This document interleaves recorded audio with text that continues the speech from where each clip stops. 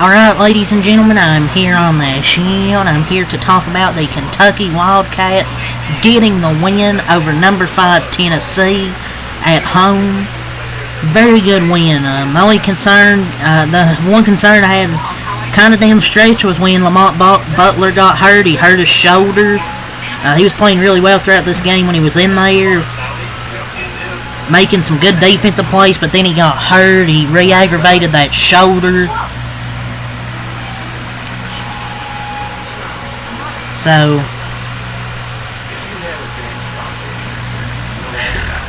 that just sucks that he's hurt again. And Kentucky's now, though, 7-1 against top 15 competition, and versus the AP top 5, they're 4-1. And Kentucky is won the last 3 seasons, 5-1 against Tennessee. They played team basketball. The Cats lost them up, but they really didn't have a true point guard out there. Tennessee took the 60-58 lead with 5 minutes left. Cats lost Lamont Butler. They closed the game on a 17-4 run.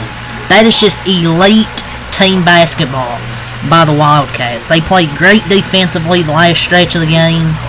And to win that game by double digits, without Jackson Robinson and without Lamont Butler for the final 8 minutes, that's just a gritty win. They responded. And hell of a game by the entire team, because the air was completely taken out when Lamont went down. The players could have easily felt defeated as the fans, but even after going down by 2, they fought just total team effort. And they outscored them 21-11. And despite being very short-handed, and we were even down to our 4th option, Travis Perry, who had a good game offensively. That's 2 big wins over Tennessee, despite being short-handed. It's just their ability to grind out these results without key pieces is outstanding. And Tennessee, I guess, is a good matchup because Tennessee isn't the greatest offensive team, but their defense is good. Many losses we've been without key pieces, but some of our wins we've been without key pieces. Kentucky was just able to put it together. Some of their freshmen stepped up. Brea made some huge threes. Owe made some plays in the second half. And even when Butler was in, he made a few shots, made some great passes, and made 2 or 3 defensive plays. And we had 4 guys in double figures, just a team win. The difference to me was the 3-point shooting. Was really noticeable. The 3-point shooting, Tennessee only 3 of 18. 16%. I believe Igor Milicic made 2 of them. And Kentucky shot 50%. You know, Tennessee's one of the best 3-point defenses in the country. And Kentucky, once again, shot 50%. I mean, they shot 50% in the first meeting. Well, they shot 50% from the floor in the second game. Here at Rupp, 26-52 and 12-24 from 3, 50%. And outside of that stretch where Tennessee had 3 offensive rebounds, I thought Kentucky rebounded pretty well. Outside of that one stretch where Tennessee got 3 offensive boards. Kentucky did get rebounded 33-26, 8-3 offensive, 25-23 defensive. I thought they rebounded pretty well until that stretch where Tennessee got 3 offensive rebounds and scored, like I said. But Tennessee, they got back in this game with Igor Milicic and getting some offensive boards, some second chance points, but they just didn't shoot well. 42.6%, 23 of 54, 3 of 18 from 3, 16%, 15 of 19 from the line. Kentucky did turn over a few times in the second half, but other than that, I thought they were really good offensively. 50% from the field, 3, and then 78% from the line, 11 of 14. The free throws disparity was pretty bad until Kentucky was getting intentionally fouled. But the 2 leading scorers tonight, tied for leading scoring. Owe, 13 points, 2 assists, 6 rebounds for Otega Owe. Just Mr. Consistency, man, is Mr. Otega Owe. Almanor had 13 points. He made a few threes, and he had a huge and one, I believe, when they were trailing by 3. He got a huge and one that got kind of the life back. Those 2 had 13 points. Brea had 11 points. I thought a great performance from everyone tonight. Kobe Brea played great late in the game. No one had a bad game to me. Everyone that was out there played great. Kobe Brea also had 2 steals. He's playing much better defensively as well. And he made a few clutch threes late down the stretch. That was still a very, very quality defensive performance. And it felt like the sky was falling. A nice victory. And the best defensive performances have come against Tennessee, in my opinion. And Anthony Almanor, Kobe Bryant made huge shots. Trent Noel was great. We already talked about Bryant here. Maury Williams, 6 points, 2 assists, 3 rebounds for Maury. Butler, 6 points, 4 assists, 3 rebounds. I think he had like 2 steals before he went down. Trent Noel had 11 points. He was fantastic.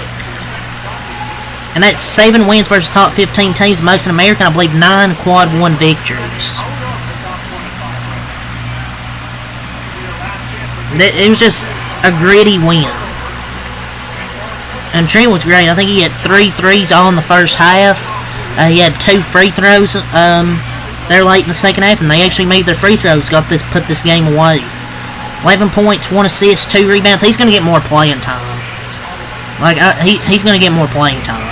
Andrew Carley had 2 points, 2 rebounds, and those points came at the free throw line. So yeah, he had a rough game. I don't know if he's still dealing with that back injury, if he's still lingering. But Trent's going to play more. If he's hitting threes like that, his defense was good. I mean, none of this is surprising to me. I mean, watch the kid play in high school. He's good. He can nail threes. His defense is good. He hustles for rebounds. Even if he doesn't get all of them, he hustles. He was great. 11 points. Travis Perry had 8 points. I believe he had 2 threes and had one where he drove to the basket. Hit big time shots. Him and Trent, the 2 Kentucky boys, hit big shots. They combined for 19 points, right, and I believe 5 3-pointers. Chandler only played 3 minutes, but he had a nice pass where he got an assist. So, only played 3 minutes, but the freshmen, Perry and Noah, played great. Garrison had 5 points and 5 rebounds, waving bye-bye to that Tennessee bench. But yeah, he wasn't great tonight. He was good last game, but he wasn't too great tonight. But I wouldn't say... But overall, I thought the team played great. Getting a bunch of good looks and nailing them. And even when they went down, they didn't give up. So, 17-7 on the season. They had 4 guys in double figures, hit clutch shots, and they hit their free throws late, to improve to 17-7. We already went over team stats, so no point in going over that again. Tennessee drops to 20-5. They've been playing great team basketball, offensively and defensively past few games. But tonight was one of those games, offensively and defensively, where they weren't great. Chaz Lanier didn't do much. Igor Milicic showed up in the second half, I thought. He was their best player in the second half. But Tennessee just couldn't make shots, and then when Kentucky went up by 1, they had that turnover where I thought Ziegler could have put up for 3, but he didn't take it, and they turned it over. So, offensively, if they can play good offensively, I think they can have a chance to win it all. But if they play out this offensively and give up 12 threes, and they only hit 3, they're not going to go far in the tournament. But they can do it. I mean, they have the talent. But they just got to put it all together. And they need Chaz Lanier to be more consistent. And Igor Milicic, I didn't know he could really shoot that well, but he shot well when he took the threes tonight. But yeah, for Tennessee here, their lead scores of Kai Ziegler had 17 points, 6 assists. And he gave him a 2-point lead with 4:50 remaining. And then a 17-4 run to close out the game and sweep them. And we made our last 5 shots, and UT didn't make any over the last 2:32. They tried to run floppy all game, and look, it's gonna work sometimes, but it's not gonna work the whole game.